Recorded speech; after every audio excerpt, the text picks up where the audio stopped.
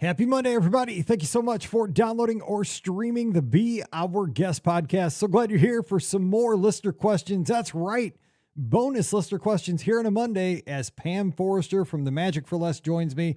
And we get some great questions. We have a discussion right off the top of the show about the state of Disney's Boardwalk right now and the entertainment. We talk jelly rolls, of course, not there anymore, but what could have been. Atlantic Dance Hall, what could have gone into where the old brewery was, Cake Bake Shop, Abracadabra, what's there, what could be, and more.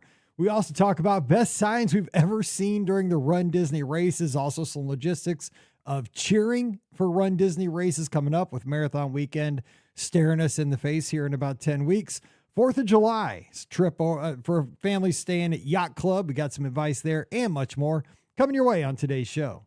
Don't forget, today's podcast is always brought to you by the Magic for Less Travel. We'd love to help you plan your next Disney adventure for no additional cost to you. Check out all the details today over at themagicforless.com. Please also use our Amazon affiliate link when you shop online. That one extra click supports everything we do throughout the year. It's beourguestpodcast.com/Amazon.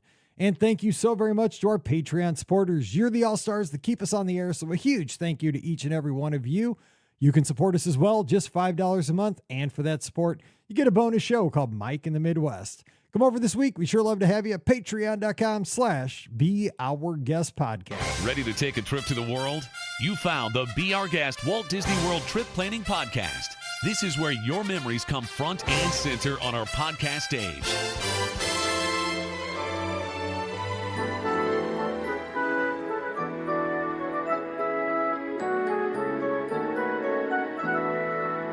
Welcome to episode 2790 of the Be Our Guest Walt Disney World Trip Planning Podcast. I'm your host, Mike Rallman from beourguestpodcast.com and one of the senior agents over at the Magic for Less Travel. Happy Monday to you.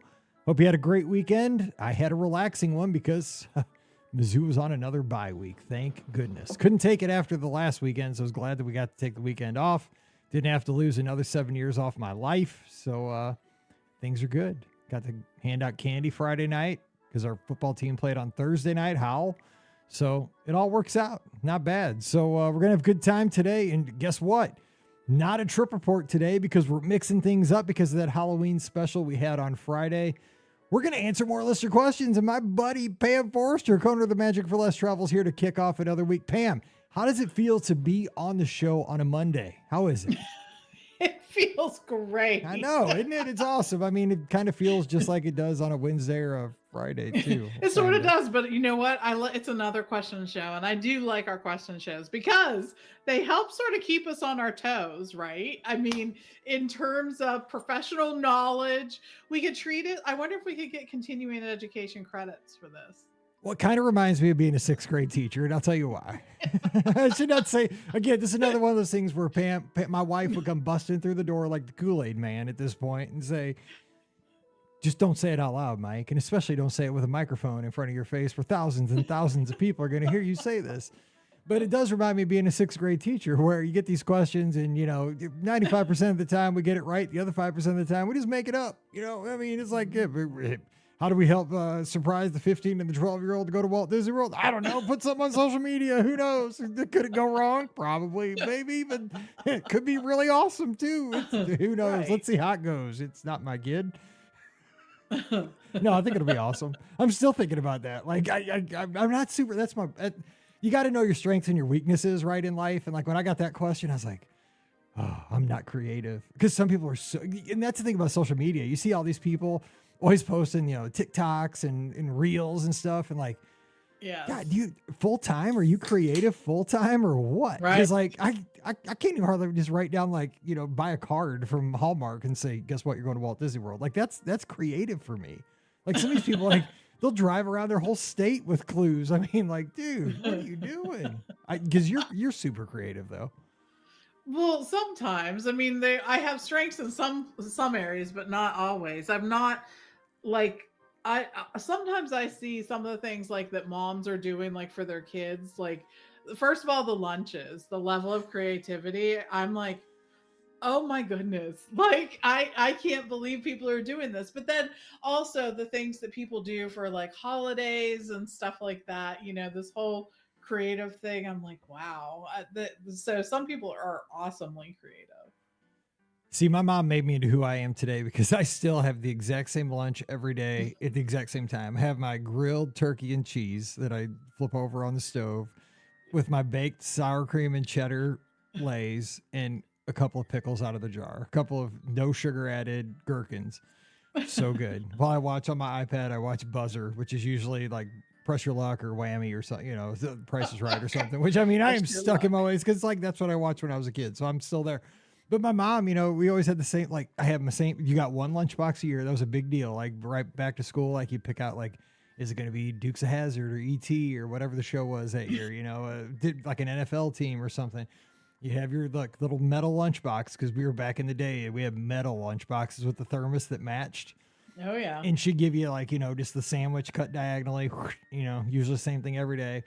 Maybe like 10 chips in a little Ziploc. Wasn't even Ziploc bag back then. It was just like a little sandwich bag that folded over.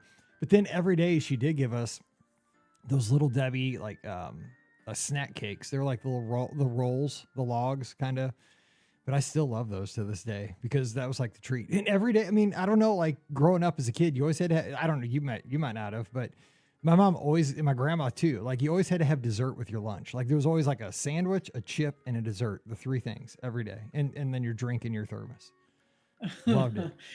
Yeah, there was. And so during the time when we grew up, that was really the time, like I think sort of the prime time for like prepackaged dessert items. Oh, and the pudding, the little can of pudding, the Hunts. Back then it was Hunts. Yeah, and you would cut yourself on it if you weren't careful. Yeah. Yes. But then it was like sort of the heyday for like Twinkies and Hostess. Yes, Twinkie the Kid. Like that. Oh, yeah. The ding dongs that were wrapped in the foil.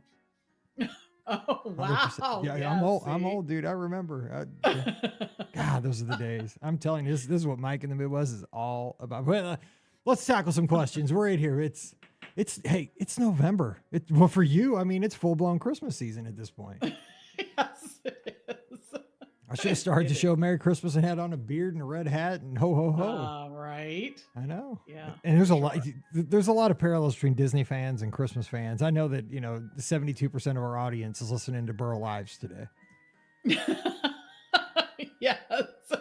I mean, there's quite the crossover, and that's why when Disney and Christmas collide, that's even more so. Which is totally okay because I want to do all those things. I'm just trying to hold back because I enjoy it so much that I think I just don't want to. I worry that it waters down if I do it for like 10 weeks, but my wife won't let me put up the trees till after Thanksgiving because just the logistics of having everybody over Thanksgiving. We can't ever fit everybody in our house. But this one in the office might have to, because I always pay Mallory to do it because I'm not creative and I stink at decorating a tree. So she always needs money. So problem solved. There you go. It's a marriage made in heaven. The poorer she gets over the next couple of weeks, the more incentive she'll have to help me put that tree up here in the office. So let's hope she doesn't. Believe me. So we have a ton of trees. You know this, and I've talked about this, but I took very good photos this year so that if need be, I can pay somebody That's a good idea. Do this. Smart. See, you get smarter through life. You just figure these things out. Like, I'm not battling that tree. That'll be the best, like I'm going to give her, like she doesn't know this. I would give her the $100 anyway, like if she needed it, but I may as well get a tree put up anyway. You know what I'm saying? Like, may as well get a little work out of it. Anyway, I hope she doesn't listen. She doesn't. All right, let's see. Daryl's got a question. It says, semi-urgent. Hey, BOGP crew. My name is Daryl, and me and some other girls are headed to Walt Disney World the first week of November. Oh, just in time this week. So excited for food and wine and staying at Port Orleans French Quarter for the first time. We're planning on taking advantage of Animal Kingdom closing early and after dinner at Yak and Yeti, headed back to the hotel for a beat, and then get ready for a fun night on the boardwalk. We're excited. I like that. For a beat. I never heard of that. That's pretty cool. I'm going to start using that.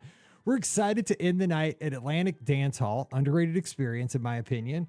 What will be the best way to get there and back to the hotel at the end of the night? The dance hall closes way after Disney transportation stops running for the night. Last time I was staying at the boardwalk, so I never had to think about transportation. We won't have a car, but if we did, could we park at the boardwalk without a reservation of some sort? Thanks for all your help. P.S.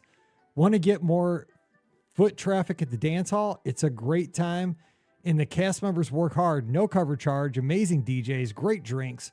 Wish it could get more packed. Daryl from Chattanooga, Tennessee.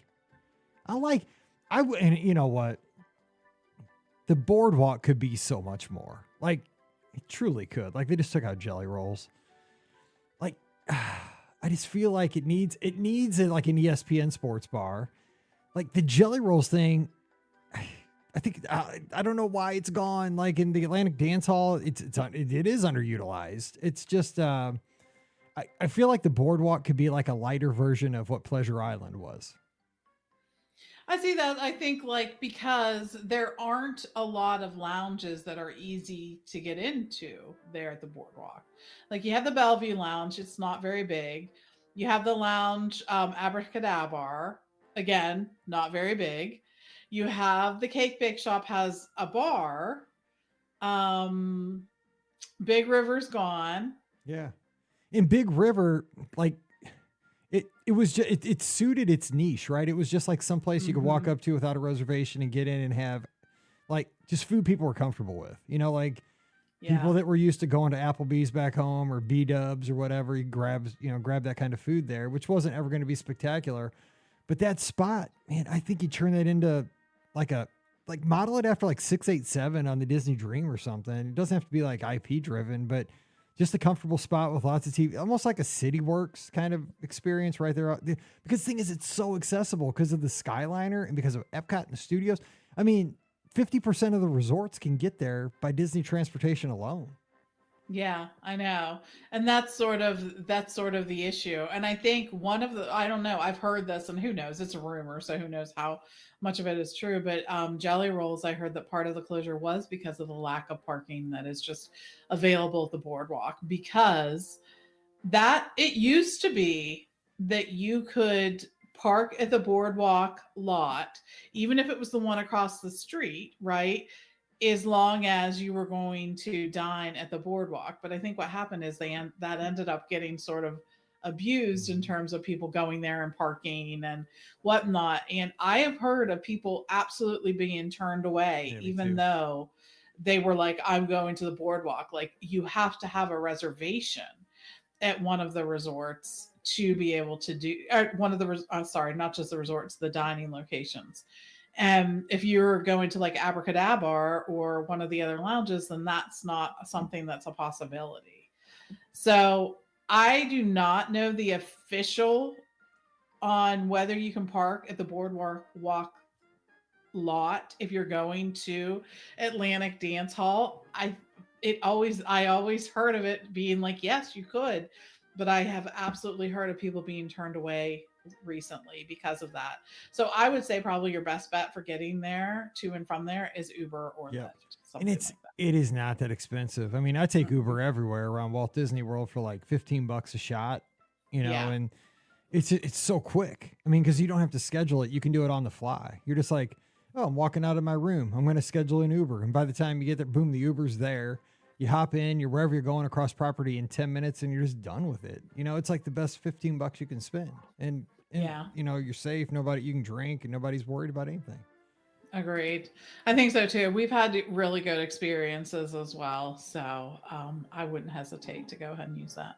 Yeah, it is one of those things though. It's because I think that's what happened with all the Skyliner resorts, that the trick is to try to get inside of that bubble, right? To where you can get access to the Skyliner, leave your car, and then you're in. And so I kind of understand why Disney polices that a little bit, because, you know, if you're staying at the Boardwalk for $700 a night and you can't find a parking spot and somebody else is just scamming the system, that's going to make you mad. You know, I mean, it's just, there's X amount of space and they got to make sure that the people that are paying for it have access to it. So, you know, it's hard to justify it, but have fun. So yeah, I would take Uber on that. All right, let's get to the next question. Have a good time, Daryl, down there this week.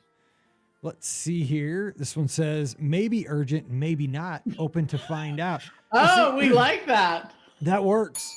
Got me curious, because this one could be for like 2027. I don't know, but I'm going to take the risk. Yeah, I like it. You know what? We haven't had a chainsaw. It's Halloween. Oh no, it's after Halloween. I forgot because we're recording this one before. Sorry, got to put the chainsaw. We can't have Goofy with the chainsaw. Yeah. Where are you going, Goofy? You got to put him away for the year. Chill out. You gotta get Maybe he's cutting the turkey. Yeah, maybe. Man, that's how my grandma used to do it when it stayed in the oven a little bit too long. Just kidding, Grandma. She'll put a curse on me. She had the best turkey. Oh, the best dressing balls. All right, maybe urgent, maybe not. Open to find out. Hey, BOGP crew, my husband and I are going to Disney World in July. You got me. July. Good job. We're staying at the Yacht Club, and we're with a bunch of O's, excited to be staying here. We're going July 2 through 6, and we're excited to see the holiday fireworks, but less excited about the heat. If you were excited about the heat, I'd be a little worried about you, but okay. I know that y'all been to Disney over the 4th, and you always talk about how great it is. I'm planning on mornings and evenings in the parks and spending lots of daytime at Stormalong Bay. I would love all your tips and tricks for traveling over the 4th, especially for seeing the best fireworks. I would also like to share that when I hear Mike talking about riding coasters and bigger rides and how it affects him as an older grown-up, I feel like he's talking directly to me. I rode Guardians with my daughter in March. Reluctantly, it wrecked me for more than an hour with all capital letters and wrecked. At least I got the song I wanted, Conga. But that's the end of my thrill ride career. LOL. Peter Pan is as thrilling as I want to go from now on. Thanks for all your weekly content. I look forward to all the new episodes. Jennifer in Derry, New Hampshire. Go Patriots. I love our listeners are everywhere. And I love that we can share things. Some people are like, oh, you're probably so off. But I mean, it does happen. And I'm not, hang on, Jennifer, I'm not all the way down to, I can only do Peter Pan. Now I can do other things. I can still do like Tron and Space Mountain. Don't put me in the home yet. I mean, come on now. Test track. Big Thunder. I drive a Jeep Wrangler for the love of God. That thing throws you around like anything. Oh, it's rough. That's probably why I'm wearing this harness right now. I get wrecked, but I just come back for more. This is what I do. But I'm not doing Guardians, not doing Flight of Passage, not doing Star. I can't do simulators. Simulators screw me up. So is there anything at Walt Disney World you can't do anymore, like that makes you ill? Oh, yeah. Is it the sim rides?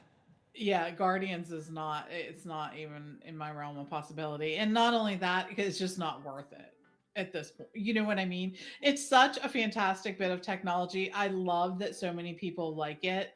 And I encourage everyone to try it at least once, but it's really a challenge for me. Star Tours is a challenge for me because of the simulator and the screens, right? I'm able to do Smuggler's Run. Typically it hits a little different, and I'm not quite sure why that is. I can definitely do Rise. Rock and Roller Coaster is iffy. Like the other thing is, and I know they're going in the summer, but things in the summer are challenge more like when you're already hot. Yeah, I agree. I think that makes things worse. It amps it up. Yeah, because like your body's already kind of working hard, and then boom, you walk. Yeah, like Rock and Roller Coaster is a good example. Like, right? Yes. That one you could be, I'm pretty okay, but then you walk out and the heat index is 105, and you're like, oh, dude, that was just the straw that broke the camel's back right there, man. What did I do? That's how hot the studios is. And like, because we used to always just go in the summer for years when we were both teaching. And I just remember that one night, this was in the Paper Fast Pass days, by the way. So that's how long ago it was. And this was like the dining plan days where everything, like you got the app, the appetizer, the dessert. Yeah, everybody got an app. Remember, everybody got an app. Yes. So personal appetizer for each person. Yes. Entree, everybody got dessert, and your gratuity was covered. And for a drink, you got a shake. So I got the shake for the dessert, for my drink. So I got like the meatloaf platter. I had an app. I can't remember. I think it was onion rings. I guarantee it was onion rings because we're at 50s. So it was like hotter than smoke in like early August, late July or something. Onion rings, the meatloaf platter with mashed potatoes and green beans. No! Yes. And then I had dessert, which I can't remember what I had for dessert, but I had like a piece of cake or something, pie or something. Chocolate shake, because I didn't know the peanut butter and jelly shake back then yet, but I had the chocolate shake.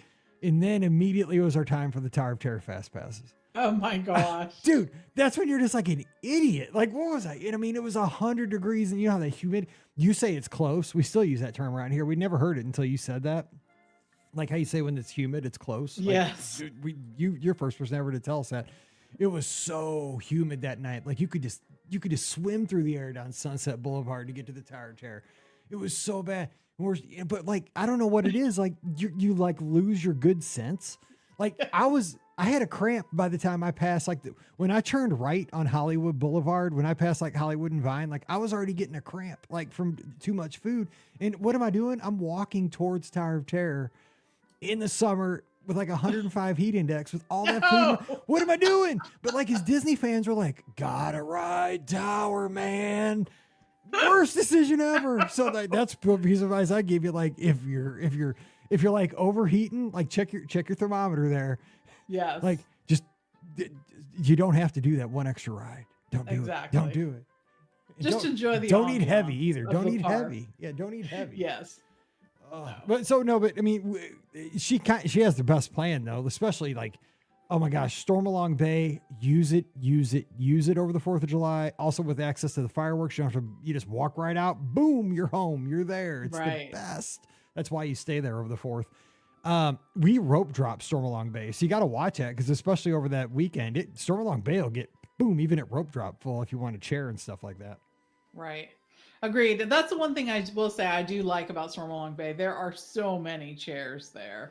So that is a bonus. But I think, enjoying the parks in the summer is not hard. It really isn't. And enjoying the 4th of July, they've been having, the 4th of July fireworks at the Magic Kingdom available on the 3rd, typically. So we love to do that there. That's really a cool thing. Just remember that they do close off the beaches and recreation at the monorail resorts where you can see the fireworks from, and limit those only for guests on holidays. And that's to make sure that the folks staying there at those resorts have the ability to use those beaches and all of that they paid for. But you can absolutely be in the parks and seeing them those days. So you may want to choose to see the fireworks over at the Magic Kingdom on the 3rd and then head over to Epcot where you'll be able to walk out on the 4th. I think that's a perfect 4th of July. I agree. And so for the 4th specifically, our plan, when we've always been together with like the gardeners and stuff, a lot of times we'll be staying at like Yachter Beach or someplace.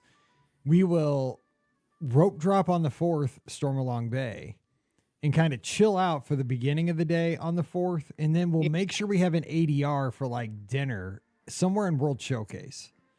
And so, because it's going to be packed there, and we'll make our way over to Epcot around dinner time for that ADR. Then we enjoy the evening and get ready for the fireworks at Epcot. We don't typically spend the whole day at Epcot on the 4th. We just get there. Like we've eaten at Le Chef's de France a couple of 4th of Julys, stuff like that. But make sure, I would say, have an ADR in World Showcase for the 4th, or somewhere in the park. For sure. And make sure that you make that at that 60-day mark if you can. Oh man, those were fun days. We had that. Remember that one year we had that big meetup before the cruise? We met so many people. Those pictures still pop up. I love that. All right. Cindy's got a question. Okay, so this one's got a lot. So here we go. Hey, Mike, Pam, Ricky, and Scott. My family of 3, myself, husband, and 9-year-old daughter are heading to Walt Disney World in mid-March. We're staying for 7 nights at Coronado and have 3-day park hopper tickets. Her must-dos are these: Flight of Passage, Safari, Starlight Parade and Fireworks, the Phantasmic Dining Package, Remy, Frozen Ever After, and the Flower and Garden Festival. Here's my question. What is the best way to strategize our park hopping to maximize our time to get to do everything we want? This is my thought, but I would love to hear your take. Day 1, arrival, and just do the resort. Day 2, Magic Kingdom and Epcot. Day 3, they're going to go to Kennedy Space Center. Day 4, a resort day in Disney Springs. Day 5, Animal Kingdom and Hollywood Studios. Day 6, Epcot and Magic Kingdom. Day 7, resort day. And day 8, departure day. Thanks for helping me. Sincerely, Cindy up in Toronto, Canada. So she wants to get in. Look, so let's summarize here. So Flight of Passage, Safari. I'm trying to get them by park here. So those 2, Animal Kingdom. Starlight. And the Starlight's the only thing at Magic Kingdom. So she do that at night. Phantasmic and Frozen Ever After Studios. And Remy and Flower and Garden at Epcot. So let's just kind of look. So day 1, no parks. Day 2, Magic Kingdom and Epcot. Day 5, Animal Kingdom and Hollywood Studios. Day 6, Epcot and Magic Kingdom. Yes, that sounds like a great plan because they're spread out, and you got a more. That's what I was looking for. You got a morning in the Magic Kingdom, rope dropping, hopefully, and you have the night at Magic Kingdom for Starlight. Plus, Studios obviously is at night, so you can do Phantasmic with the dining package. Animal Kingdom's in the morning. That's a good plan. Yeah, I like this because and they're spread out days. Like they're not on top of each other. I like it. Agreed. I think the only thing is, I mean, at least you're in the park 3 days. It'll probably be, since you aren't going to ride everything, I think you're going to be okay. But yeah, just make sure that you get that Fantasmic dinner package when they're released so that you get it at the time that you want. I think that's the only thing because there's only certain slots available for a Fantasmic dinner package. So just remember that. But you should be able to get that because you're doing Animal Kingdom in the morning and just looking at Flight of Passage and the safaris. So you have you're doing it right. I think that you have a great plan. So, but you're going to obviously get to do a whole lot more than for sure. This. Yes. But obviously those are your priorities. But yeah, that's a good plan. I like that because I do too. And I think at Animal Kingdom too, there's all kinds of things you can do that really don't require, a lot of waiting in line. You have those great trails. Those you can fit in anywhere. There's the new Zootopia that's going to be opening up. So that will be, you'll be able to see that one, I bet, because the theater is so huge. It just eats people. And so then you'll be able to go in. It'll be interesting to see. What do you think? Do you think that the line for that's going to be long for a while? How popular is that movie? I don't know, but I don't know that it depends on that just because it's new. You know what I mean? Maybe, but it's not like that's okay. There's two things. Like, I wonder how popular the movie is with people, but it's also not, it's a show. It's not a ride. You know what I'm saying? Like, so I wonder how many people will go by it and just say, cause like me, okay. When I first started going to Walt Disney World, say like when I first started going with my family, like when Paige was little, it's like when Paige was 4, so she's like 28 now. It's like 20 years ago.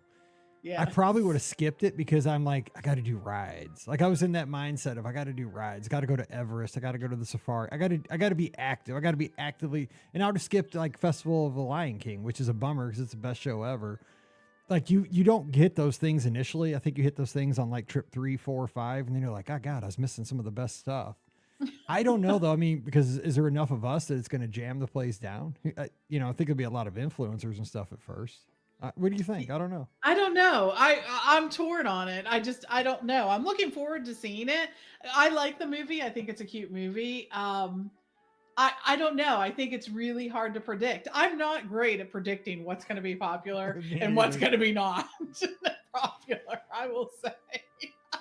I don't know that we are as a podcast great in that space. So we're better at just, talking about things and just hoping. I mean, we're very optimistic about things because that's just who we are in life. But I think it'll be a fun little attraction. But I mean, it's got, they talk about location. You cannot beat Inside the Tree of Life. I mean, it's right.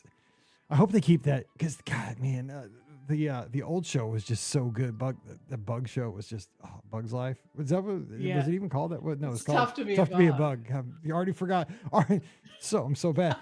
But like it was just like inside, like waiting for the show with the like movie posters and everybody was doing their selfies with the bug eyes. Like that Claire was just, de Lune. Oh, so cute. That was just such a.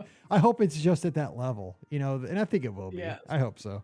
It was fun. That was a good old show. Was. And some people didn't like that you get buzzed, at the end and stuff. I thought that was hilarious. But I'm like a 12-year-old, I mean, it was the worms crawling underneath. Yeah, that's were what I'm the talking weirdest. About. Yeah, that was the weirdest thing. But yeah, there's lots of stuff to do at Animal Kingdom that doesn't require that, and you can be choosy depending on how much time you have left. And the same thing because you're going to Magic Kingdom in the morning and in the evening. But I will say, yes, learn from our mistakes and try to hit some of those shows and things like that. 100%. Lister question says not even remotely urgent because it's a dopey question. You're up. Here we go. Hey, Mike and BOGP family. I'm running my first dopey in January. Thanks, Mike, for booking and inspiring me to take on dopey. And I was wondering about spectators at the finish line. Okay, a couple things. First, thank you for supporting the Magic for Less and the Be Our Guest podcast. That's what keeps us on the air and keeps everybody happy here. So we appreciate that so much. And second, when you're at mile 22 of dopey, not my fault. Don't hang that on me. Now, when you hit that finish line, you can remember me again. That'll be fun. Like I'll give you a high five. We'll meet up after the race on Sunday, and I'll give you a big old hug and smile and high five. Mile 22. Don't be saying my name in your mouth because you're not gonna like me. But you'll get there. It's only 4 more miles. I promise you. It's awesome. But not mile 22 sucks. I'll be the first one to tell you it's rough, but we'll get there. All right, back to the question. In 2023, I ran the full and my husband, she's already running full. She knows. In 2023, I ran the full and my husband, in #1 supporter, spent the day running his way around to make sure to meet me in a ton of different locations with tons of different signs, plus a much needed Dos Equis. Go for Dos in Mexico. That's on point. A Dos Equis in Mexico to bring with me on the home stretch. That's a good husband right there. After the marketing right there, go for Dos. After the race, I walked back into Epcot and we took the Skyliner back to Pop. This year, I'm wondering if he could possibly just meet me after the finish line in the parking lot to take me back to the run. Hang on, I screwed that up. This year, I am wondering if he could possibly just meet me after the finish line in the parking lot to take back one of the Run Disney buses. Will they let him into that area without a bib, or should I plan to just meet him again in Epcot after the race? Bonus question for the group, whether running or spectating. What? I have one, but I can't. I don't know if I can say it.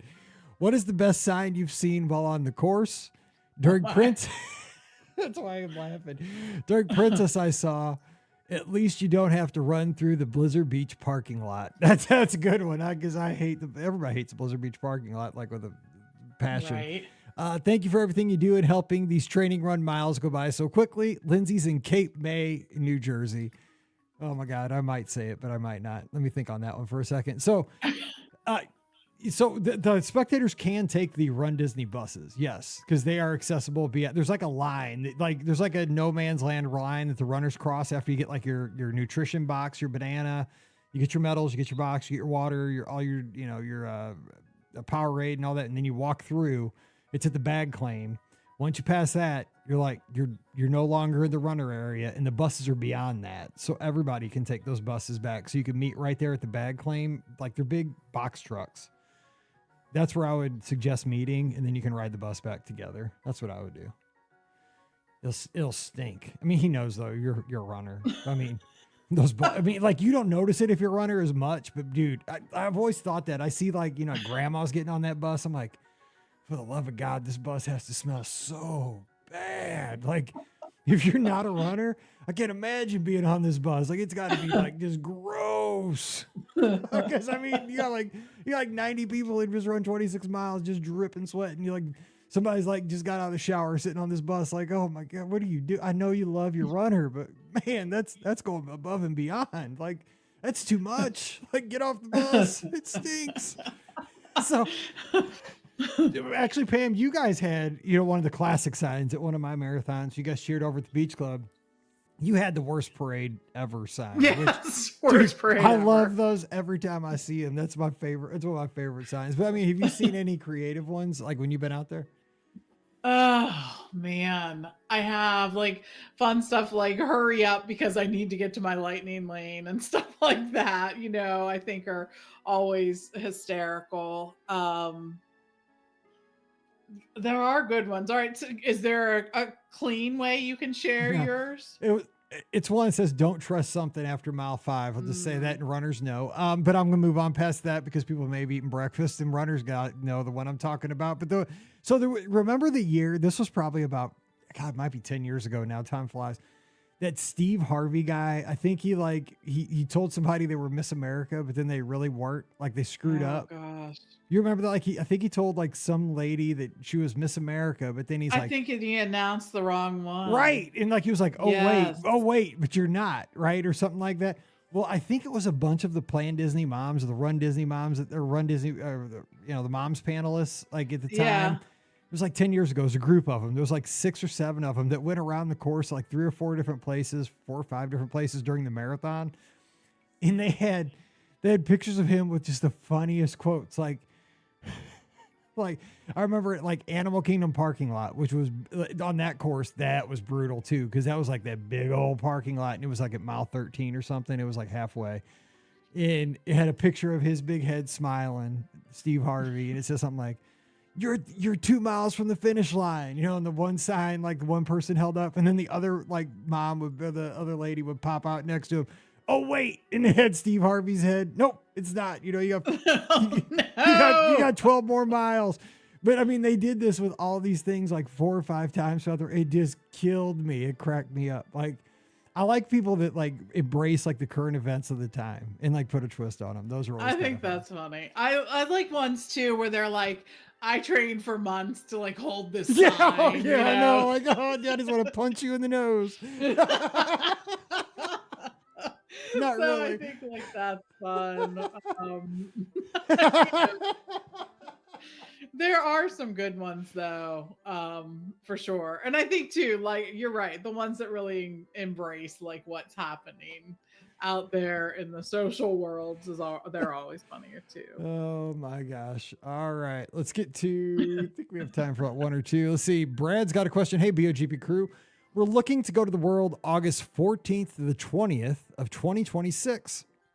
My annual pass expires right in the middle of the trip, August 17th, to be exact. How does that work? Would I need to renew during the trip, before the trip? Is it possible my pass would cover the entire trip? That's funny. Thanks for all the years of knowledge and entertainment. Go Niners, Brad. I wish they'd just be like, well, as long as you stay here. That's sure. If you stay here, the people would next never month, it covers leave. you. Exactly. People would never leave. No, it does expire when it expires. So It does. yeah, if you want to get into that, because I mean, that's actually happened during one of my trips. And we just, instead of going to the park the last day, we just like did a room only at Beach Club and just hung out at the Stormalong Bay that day. So that's what we did. But I mean, what would you do if you want to go to the park? I mean, just, I guess you renew before you go. Yeah, renew and take advantage of that there's still a little discount for renewing, right? The annual pass before it expires. Well, I mean, glass half full or glass half empty. The discount to renew is pretty big nowadays because it's a percentage. I mean, because the annual pass is so expensive that the percentage is pretty large. So there. Yeah. So, I mean, you got to just look at it that way. So, Yeah, or if you're not planning on using your annual pass in the next year, you could look at buying like a shorter ticket, you know, for those days. And that's something to consider as well. That's what we've talked about this a few times, that like it used to be after there was a formulary that you used, you know, and this is going back years and years, and that formulary has sort of changed drastically in the last few years because the price of annual pass has gone up, and it's, you know, so you really have to look at when the annual pass benefits you or not. And I'm sure that you've done that. So yep. All right. One last question. It says, question about podcast beginnings. Hey, Mike, Pam, Ricky, and Scott. We love your podcast and have been listening since around 2010. I was curious as to the beginnings of the podcast. Could you spend a minute discussing the first episode? Is it available? And have you considered re-airing it when each of your current co-hosts first appeared, when their trip reports were they trip reports or other guests, and how Debbie came and subsequently left the podcast? Thanks for everything you do. John is in Frankenmuth, which I believe is in Michigan. I think Scott goes there all the time for like a Christmas store, which looks amazing. So, I mean, this one's pretty simple. Like, we started the show in 2008. March of 2008. Actually, I was toying around with teaching my kids when I was a gifted teacher, podcasting, and I found GarageBand on our Macs that we had in our classroom. I was doing a little bit of a lesson on entrepreneurship, and we were trying to figure out how could you like develop a product that you could market, but you don't have much of a budget. Like, how could you make something where you could promote it without having to like buy a billboard on the biggest interstate in the city, or you know, because it's not like if you're an entrepreneur, most people don't have the money to buy a commercial during the Super Bowl or even during the 5 o'clock news or radio or what have you. It's really hard. The thing is, you could have a really nice product, but it's hard to get the word of mouth out, besides like putting signs like a lost dog on a telephone pole or something. But we talked about how this GarageBand had this, you could make what was called a podcast, like a radio show that you could literally distribute to the world. And all it was just an audio file that through RSS is what we use. You can send it out, and people, if they like it, they subscribe to it for free, like a magazine. It's a pretty clever idea. This was really crazy back in 2008. And so I started toying around with it, and I was a Disney fan. Like I had to find something to kind of model that I thought I'm passionate about, and I like Disney.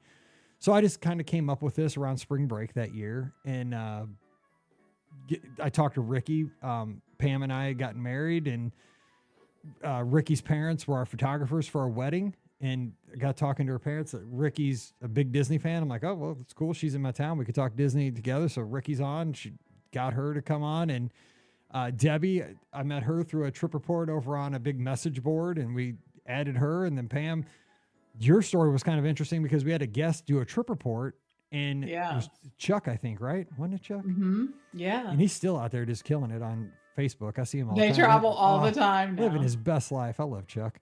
Yeah. But he came on, told this great trip report. It was amazing right as we were getting the show started, and just thanked his agent over at the Magic for Less. Who was his agent? You remember? I can't remember. It was Deb. It was Deb. Oh my gosh, it was Deb. Just saying how just wonderful it made his trip. And then you emailed me saying, thanks for letting us mention Deb and all that stuff. And I told Ricky, I said, Ricky, I'm going to ask Pam to come on our show. We need somebody that actually knows what they're doing. You know, like we need somebody with some cred. And then I remember, like, I called you. I've told this story before. Mallory was a baby, all crying and stuff. She was little. And like, we had this super tiny house, less than 1,000 square feet. Like, there was nowhere to go to get away from the baby crying. I called you from my bathroom, like the little bitty hall bathroom, because I was like trying to isolate the sound. And that's when I asked, like, if you come on the show, you're like, it'd be kind of fun, you know, we don't really know what's going on. I'm like, well, either do we, so we'll figure it out. And, you know, that was, almost like 16, 17 years ago. Yeah. And we've been going ever since. But it's the thing about it is it's been fun. Like, we wouldn't do this. This is my time. I mean, this is just me, but this is my time to talk with my friends. I get to talk with Pam, get to talk with Rick, get to talk with Scott. And they're truly my second family. And it's fun to get to talk about something that escapes the everyday news of the world. You know, if you're sick or if you're talking about stress of everything else, for a couple hours, we get to talk about just the fun stuff. And you guys bounce back with all the energy and all the stuff surrounding it, the lizards, the clubhouse, the social media. It's 100% rewarding. This is like my golf kind of thing. This is my big hobby. It's so fun. And I'm so lucky that I get to do this for a living now. I mean, it's like the ultimate blessing, but I don't know, Pam, like what do you think about it real quick? Because we could talk about this forever, but just kind of giving them a little backstory here. We could. I will say, you know, overwhelmingly, it is so rewarding to do this because I get back so much more than I put into it. In getting the opportunity to talk with my friends, you know, and we don't just get to talk, we sort of get to see each other. So it's weird. It's like we get to meet. We get to meet once a week. Like, exactly. Let's get together once a week. But like everybody gets to be in on it, which is such a cool thing, you know, because like I'll get a text from people, you know, like I'll be sitting there watching the news at 9:30 at night, and it's like somebody will like text me something wild about a show from a couple days ago. I'm like, God, I remember I said that, because you know, like when it comes out, I recorded it 3 days before that. I'm like, wait, what? Yeah. It's true. It's just, it was the people that we've had the opportunity to meet have been incredible. The listeners, when I see you in the parks or anywhere, really, the airport, I've had people come up to the airport and be like, "Are you Pam for the podcast?" I'm like, "I am." And you know, I always take that flight like that's first thing in the morning, so I'm looking my best. Let me tell you, I rolled out of bed. This is it. Good news is this is how I'm always dressed. I'm always dressed like a defensive coordinator, so it's pretty easy to find me. So anyways, but yes. And you know, there was a quote in the book I read like a few years ago that said, you know, we have a responsibility to create some magic in a world that desperately needs it. And I take that is the one thing that I consider about the podcast, is that it is absolutely all of our responsibility to create some magic, to put some joy out into the world. There are so many different ways that we could look at this where we can be divisive or negative or anything else. And the feedback that I appreciate so much is when people say, "I love how positive your podcast is." And that is by design. We could absolutely choose to be negative. It's not that we don't see problems or ways to improve or anything like that. That's absolutely not it. It's that we choose to focus on the things that are positive, because there always are some. And if there wasn't, we wouldn't go there. Exactly. You wouldn't go there, and we wouldn't be doing this podcast. So we just, by choice, choose to talk about the positives, or if there is a negative, to sort of give you a way to figure out how to avoid as much of the negative you can. And I think that that is something that people do appreciate and people need. And I want to be a part of the solution to deliver that. So I love having the opportunity to do it with my friends. I think that that's just such a fun thing. And I love that so many of you choose to book with our agency. I mean, you've been part of our successful journey. And we don't say this a lot on the podcast, but I will say we are one of the very few platinum agencies in the country. And that is a huge deal. That just shows our commitment to selling and marketing and promoting the Disney destination. So we appreciate that you put your trust in us. And, I hope that we give a little back in this space. It's so fun. It is. I mean, I love doing the shows. I mean, I've over the years, I've done shows from laying on my back. I mean, this was a long, long time ago when I threw out my back. I was on painkillers. I was literally laying on my back doing a show like in the early hundreds, like 100, 200 episode. I've begged doctors in the hospital. I got to get out because I can't miss a show. That was a couple, 3 weeks ago. I had a thing up my nose. I'm like, yeah, pull that thing out because I got to get to a podcast. I'm like, yes, it is super important. I'll have people without ADRs. What's an ADR? You don't know. I got to get home. But I love this. You don't understand. This is my thing. It's so fun. And you said it so well that,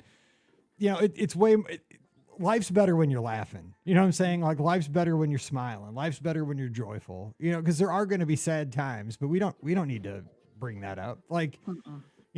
Everything's not perfect. You're right. But hopefully you don't come, I'm not going to download a show that's going to make me fired up. I do listen to, right. I do listen to sports podcasts, and that gets my blood boiling enough. Because they're just stating facts sometimes, but whatever. I was born into Mizzou fandom. That's my fault. But the Disney thing, I can choose to be happy or sad. I'm going to be happy. So that's how it's going to go. All right. Well, Pam, hey, it's been fun having you around on a Monday. I love this stuff. I know, right? I don't usually get to come on Monday because I don't really I don't do a trip report. I know. Because you never go on trips. You're about to go on I don't go on trips. I stay at home all the time. Exactly. You should be the one doing it. If you did trip reports, we'd never have guests on Mondays. That's a problem. That would be a serious problem if we did a trip report every time Pam got back. Sorry, everybody else. We're booked till 2032. Sorry, because I know we're booked out already. All right, we're going to jump out of here. We'll be back again on, Wednesday with more of your listener questions. And we just about depleted the queue there. We're pretty far into it. So leave your questions for this Wednesday show right away. Mike at beourguestpodcast.com. Email those, put your level of urgency. You will get on right away or not. We'll see. You got to be creative. All right, don't forget today's show, just like Pam said, brought to you by the Magic for Less Travel. Our agents are always standing by to help you make those memories that you just crave. You love those memories with your friends, your family. It's the best times in life. We want to get you out there. Walt Disney World, Disneyland, Disney Cruise Line, even seeing the world with Adventures by Disney. We're going to help you have an amazing time. And the best part, no additional cost to you. So check out all the details today over at themagicforless.com. Please also use our Amazon affiliate link when you do that online shopping. Supports the show with every purchase. beourguestpodcast.com/Amazon. And a huge thank you to our Patreon supporters. You guys are the best. You make this happen. You keep us on the air. So a huge thank you to each and every one of you. You can support us as well for just $5 a month. And for that support, you get a bonus show called Mike in the Midwest every week. Coming over. We'd love to help you. Patreon.com/ love to help you. We'd love you to help us. Patreon.com/beourguestpodcast. I have a Halloween episode of the Match Game on my TV. You know how bizarre it is to see Charles Nelson Riley dressed up like Superman? It is just it totally threw me off. Anyway, I should turn off the TV when I'm doing these ad reads. It's weird. He's got like a ventriloquist doll with him. It's I'm thinking I'm tripping out here as I'm doing this show. That's when TV was. Dude, I'm saying, that's when TV was good. Charles Nelson Riley in a Superman suit with a ventriloquist doll. I'm like, dude, am I on something? Did you want? Did they inject me with something when I took that pill? Is it leaking? What's going on? Where am I? Social media at beourguestmike. You can follow me on Instagram, x.com, and Threads. Pam's at TMFLTPam. We want to see you over in the clubhouse. This is the nonsense that happens over there all the time. We talk Disney, we talk sports, we talk life. It's free for everybody. You got an invitation waiting for you right now. Just go to beourguestpodcast.com/clubhouse. We'll see you there right away. And of course, Sunday night, live call-in show. Scotty G joins me. We open up the phone lines, take your calls, talk Disney for the hour. So join us for that as well. All right, time to hop out of here. Wish you a great Monday. Glad you're here. Glad you're a part of our community. So for Pam, I'm Mike. Wishing you a great Monday. Stay safe, stay healthy, and we'll see you real soon. You've been listening to the Be Our Guest Walt Disney World Trip Planning Podcast. If you have questions, comments, or would like to be a guest on the show, please visit our website at beourguestpodcast.com. Thanks for listening, and we'll see you real soon.